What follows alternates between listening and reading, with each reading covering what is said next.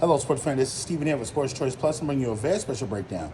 I'm going to be covering the Cincinnati Bengals taking on the Cleveland Browns. Before I get right into that, I want to make sure you're subscribed to the YouTube channel so you can get all the updates, all the breakdowns. Without further ado, let's get right into this.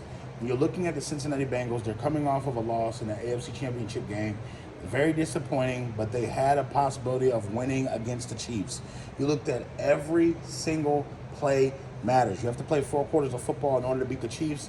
Coming into this season, there's been a lot of whispers, a lot of off-the-field issues.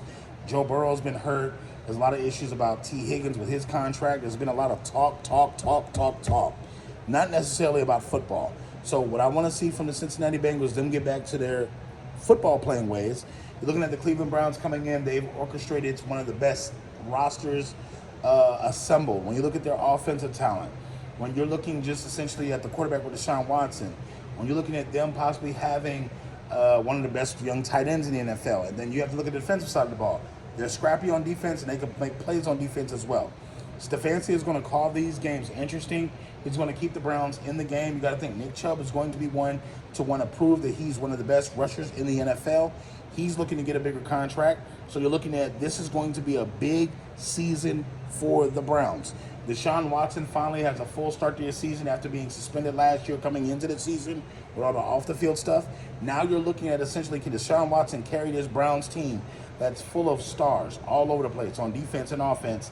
Can he get them to ratchet up their game just a little bit? And can he carry them over to that next level? Can he get them to where they're just not a playoff team, but boom, they're in the AFC Championship game. Boom, they're possibly at a Super Bowl. It's very possible.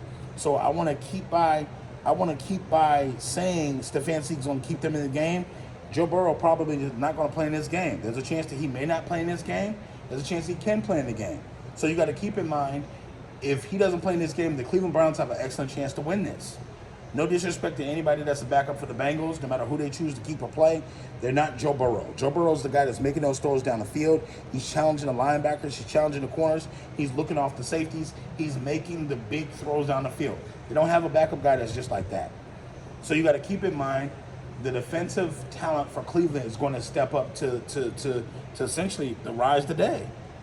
So when I'm thinking about it, I like the Cleveland Browns defense better than I like the Cincinnati Bengals defense, whether Joe Burrow is there or not.